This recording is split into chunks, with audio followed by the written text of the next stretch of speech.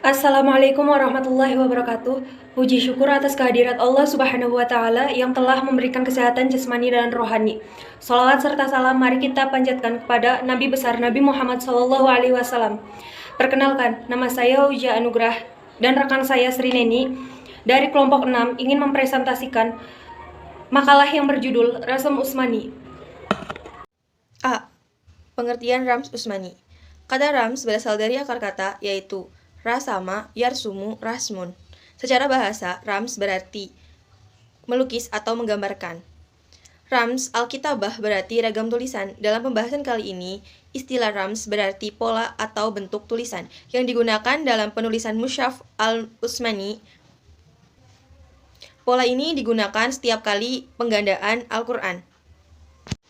B. Sejarah Rams Utsmani.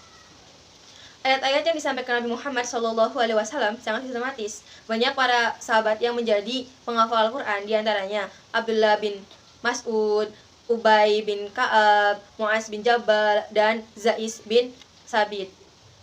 Pada saat Nabi Muhammad SAW wafat, kepemimpinannya dipindahkan ke Abu Bakar As-Siddiq. Abu Bakar As-Siddiq pun menjadi pemimpin kaum muslimin. Pada saat itu, kaum muslimin sedang berat-beratnya berperang, dan banyak para penghafal Al-Quran yang meninggal dunia atau gugur dalam medan pertempuran.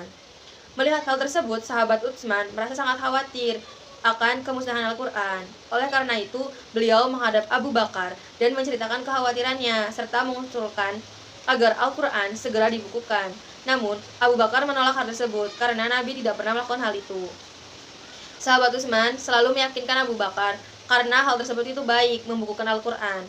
Dan sahabat Utsman meminta petunjuk kepada Allah dengan melakukan istiqoroh. Allah pun mengabulkannya dengan membukakan pintu hati Abu Bakar dan menerima usulan dari sahabat Utsman.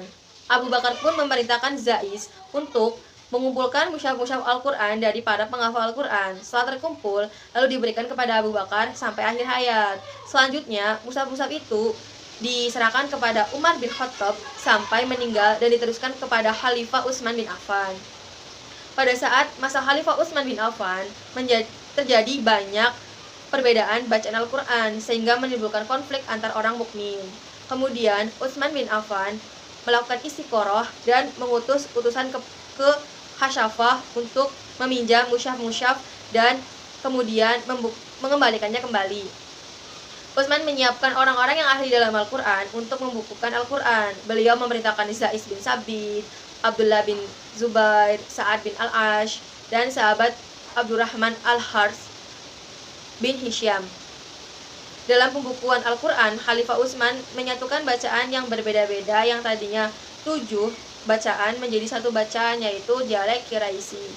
Ada yang berpendapat juga tidak hanya dialek Quraisy, tetapi ada dialek-dialek dari suku lain.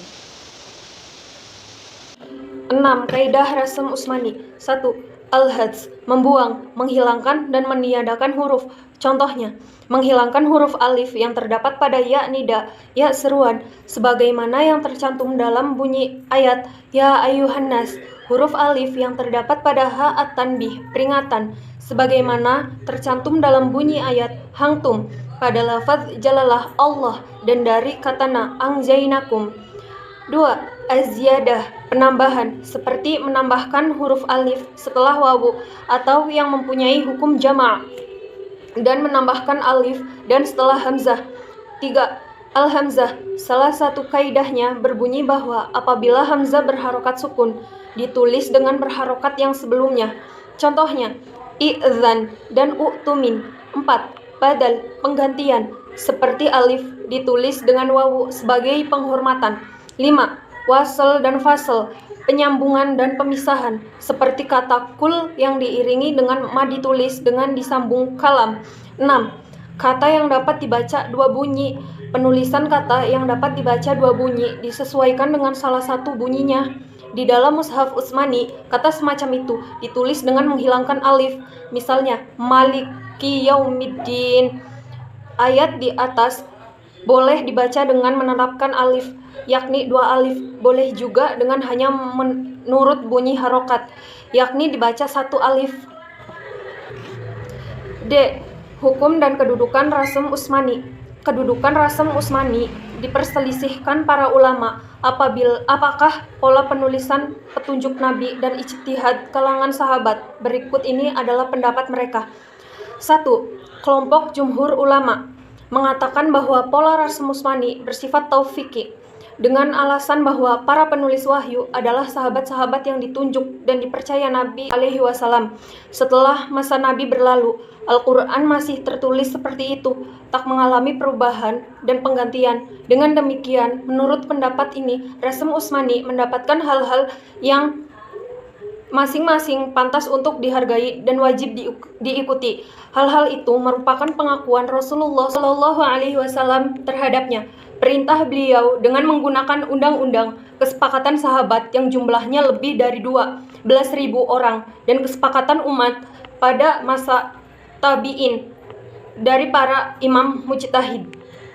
2. Kelompok kedua berpendapat Rasm Utsmani bukan taufiqi tapi wajib diikuti. Banyak ulama yang mengatakan bahwa Rasm Utsmani bukan ketetapan Nabi, bukan taufiqi.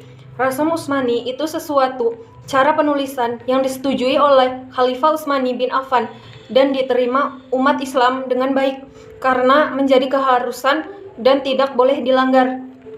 3. Kelompok ketiga berpendapat bahwa pola penulisan di dalam Rasm Utsmani tidak bersifat taufiqi tetapi hanya ijtihad para sahabat. Tidak pernah ditemukan riwayat Nabi mengenai ketentuan pola penulisan wahyu. Bahkan sebuah riwayat dikutip oleh Rajab Farjani. Sesungguhnya Rasulullah SAW memerintahkan menulis Al-Quran, tetapi tidak memberikan petunjuk teknis penulisannya dan tidak pula melarang penulisannya dengan pola-pola tertentu.